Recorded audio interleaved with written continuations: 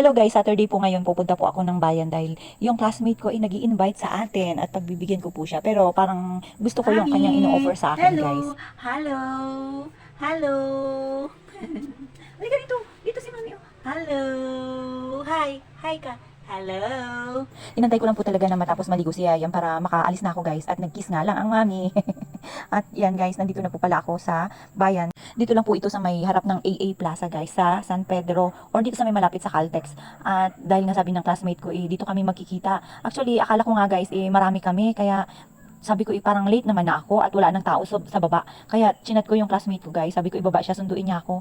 Kaya nung bumaba siya guys, sabi niya sa akin meron parang inaantay na isa pa. So yung pala yung isa rin naming classmate. Kaya nga po sabi ko iantayin na lang namin. At habang umakyat nga kami sa stairs guys, talagang nagmo-modeling, talagang feel natin ang pag-akyat dito sa stair. At kita nyo naman guys, napakaganda at maaliwalas pala dito. Yan no. Pero malapit lang po ito dito na to sa may Malbar. Kitang-kita na yung kalsada guys, na taas ito ng PSA. Kaya madali lang siyang hanapin. At yan habang naglalakad nga po kami, tawanan kami ng tawanan dyan guys dahil alam nyo na medyo maliksi yung ating paa ngayon, walang nararamdaman. Ganun po talaga guys no, pagka lagi tayong naglalakad, talagang nawawala yung ating mga nararamdaman. Ganun nga po sabi ni nanay, siya rin daw po minsan pagka ganun, ang ginagawa niya lang daw, parang hindi niya binibibi yung sakit niya guys, kahit na medyo may nararamdaman siya, ipinipilit niya para mawala.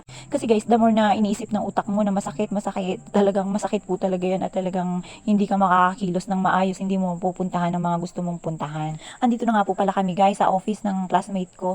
Ayan, dahil nga gusto rin naming makinig sa mga kung anong i-offer sa amin guys. Kasi ako, actually guys, open ako sa ganyan kasi syempre, una sa lahat nanay tayo, maraming gastusin. Kaya talagang gusto kong makinig, gusto kong magkaroon ng additional income guys. Dahil sa totoo lang, gusto ko rin makatulong sa pamilya, hindi lang sa pansarili guys ha, sa mga magulang ko, sa mga kapatid ko. Syempre sa hirap ng buhay ngayon guys, talagang hindi tayo aasa sa sweldo lang. Kailangan po magdadagdag po talaga tayo ng income para alam nyo na yung ating mga anak mga nasa college na guys. Hindi habang buhay ganun lang kaliit yung kanilang mga ginagastos.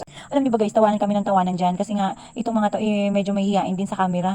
Kaya yung isa kong classmate guys, halos magtago siya ng kanyang mukha.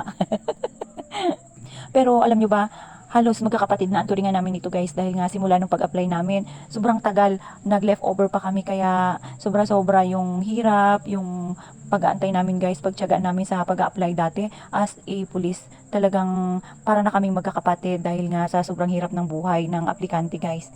At yan guys, kung makikita ninyo, uuwi na nga lang kami, mag-iwahiwalay na nga lang kami, halos ayaw pang umalis guys dahil may mga chika-chika pa, talagang akala ko mga babae lang ang marites, sila rin pala. Sabi ko nga guys, talagang gutom na ako, niluloko ko nga yung kasama ko dahil hindi siya nagpakapi kahit kapi man lang. And after ko nga po, pumunta po ako doon kay Ate Vanji guys, sa Bangkaw-Bangkaw. Dahil nga po, maihatid po sana ako, kaya lang guys, hindi ko po naabutan. Sabi ng anak niya, umalis daw po. So, alam niyo ba na mag 1 o'clock na po yan. Kaya, nagdiretso po ako doon sa parlor dahil guys, Saturday po ngayon.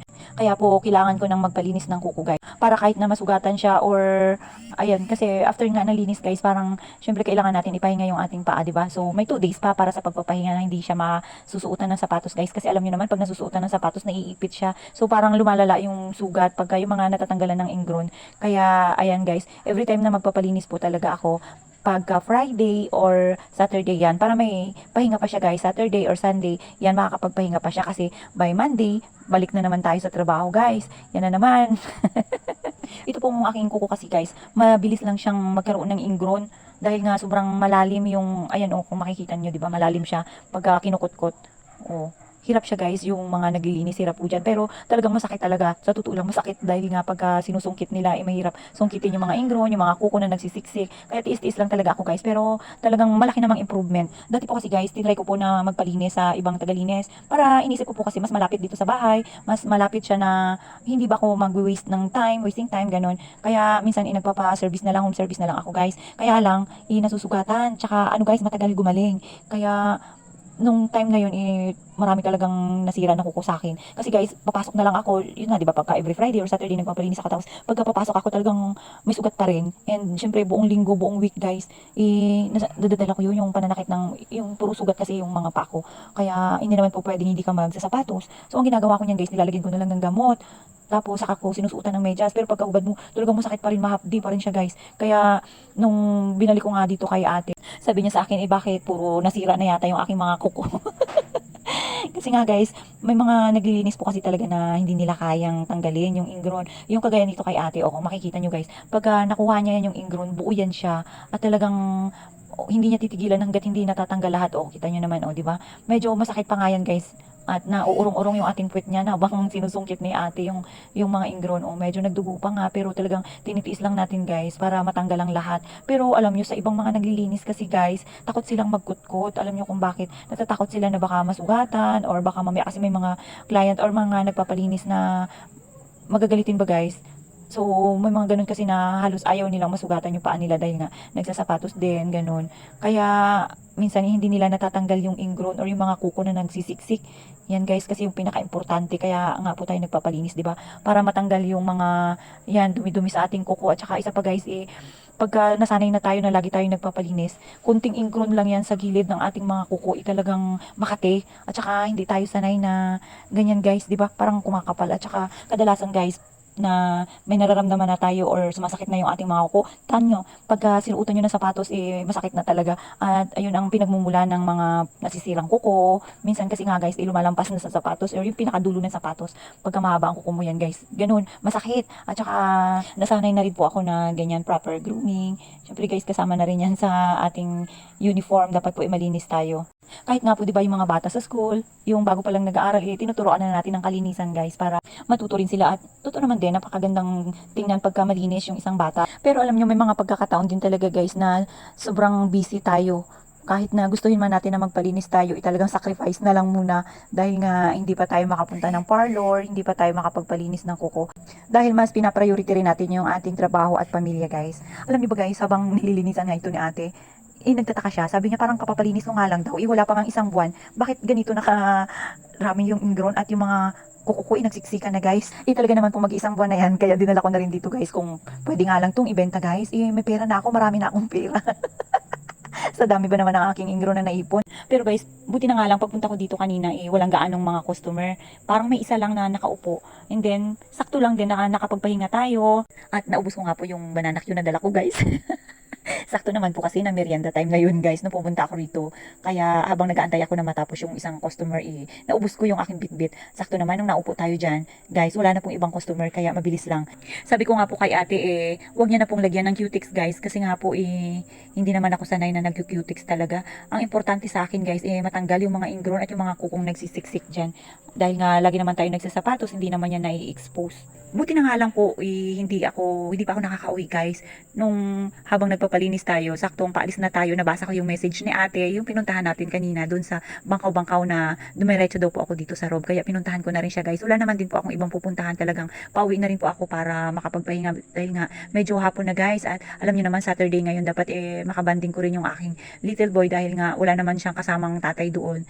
Kaya kailangan bantayan ko. Ako muna ang taya guys habang si nanay doon naglilinis-linis. So dumaan muna tayo dito guys kay ate kasi nga meron din po talaga akong importanteng transaksyon sa kanya guys. Kaya pinuntahan ko nga po siya doon sa bahay nila kanina. Yun nga lang hindi ko siya naabutan. At ito, buti na nga lang dito sila nagpwesto guys sa may food court. Mukhang makakain na naman tayo. At yan, kasama niya nga po pala si engineer. Buti na nga lang po mabait, matyaga siyang nagantay kay ate. At habang nagkukwentuhan nga po kami ni ate, binili niya kami ng merienda. At talaga naman may pakiramdam si engineer kahit na sabi nga ni ate kakakain lang daw po nila ng kanin guys. Kaya busog na busog pa sila, pero kahit na ganun ay bumili pa rin siya ng merienda guys. Abay, gustong gusto ko yan. At si ate naman ang haba ng smile. Mukhang masayang masaya si ate. Alam niyo guys, napansin ko nga sa sarili ko ngayon, sa mga panahong ito guys, yung mga nagiging kaibigan ko, may mga maedad na sa akin. Parang mas feel ko na makasama sila guys, kasi nga parang nagkakaroon ng sense ang buhay ko guys. Dahil nga sa totoo lang guys, ang mga iniisip nila, yung mga naishishare nila sa akin, yung mga pagkakakitaan tungkol sa pamilya, para magkaroon ka ng healthy pangangatawan, kailangan ganito na yung ating iti-take guys, kailangan yung mga ganun guys, i-share nila sa akin kasi sila yung mas may maraming experience, sila yung mas may mga magagandang experience sa buhay guys, kaya gustong gusto ko yung mga ganun. At saka alam nyo guys, hindi ako mahilig sa mga enjoyment, gantong wala pa akong pera. Ganun naman pala, kaya walang hilig sa enjoyment guys, walang hilig sa labas-labas dahil nga walang ekstrang pera para doon. Abay, tiis-tiis muna tayo guys. Unahin muna natin yung ating mga dapat bayarin dahil nakapila pa. So, kailangan pa nating magtrabaho ng maigi guys, ipagan pa natin. Alam niyo ba guys, ang aming topic ni ate dito is business. Kaya talagang gustong gusto ko siyang hanapin guys dahil marami siyang mga ino-offer sa akin. Ito pa lang si engineer ay talagang kasali na rin sa mga pinag-uusapan namin ni ate. Pasikre-sikreto pa ako. Yung pala, siya guys, may member na rin. Talagang mahusay talaga ito si engineer. At siya pa habang nagkukwentuhan kami ni ate, siya pa yung nagkukompute. At dahil nga po, mabait naman si engineer, kinaibigan ko na rin siya. Yung totoo po guys, sinamahan lang po talaga nila ako dito sa baba dahil nga wala naman po silang gagawin. Sabi ko nga po sa kanila, dapat magpapagcash po ako sa kanila guys. Yung pala, meron pala dito sa may baba, sa may Robinson, kaya sinamahan na lang nila ako. At habang nandito nga po ako, may babae po kanina na lumapit sa atin at nag-offer po para sa Go Time daw guys. So, ayan, sabi nga nila ate at ni engineer, maganda raw po kaya register na rin po ako sa kanya. At in fairness guys, meron pa pala siyang card. So maganda siya. And hindi na nga po pala kami nagtagal guys. Dahil nga hiwalay naman yung aming rota. At itong si engineer meron pa palang biyahe ngayon guys. So pauwi po yata siya ng Pangasinan. Dahil nga hapon na rin guys, uuwi na nga rin po pala ako. So dyan na po sila dumaan sa may front. At ako'y umalis na rin dahil nga ang daan ko guys doon sa likod. Dahil nga doon yung ating service. So marami po akong nagawa ngayong buong maghapon guys. At kailangan na rin nating umuwi para makapagpahinga dahil nag-aantay na yung ating little boy doon guys. At ayan, meron pala dito mga pasayaw yata to or event and by to guys. Hindi na natin alam yung mga nangyayari dito. Dahil nga sa sobrang busy natin sa office at sa bahay, hindi na tayo nakakapasyal dito guys kahit na weekend. So, paano ba, hanggang dyan na lang po muna ang aking video. Salamat po sa panonood. God bless po!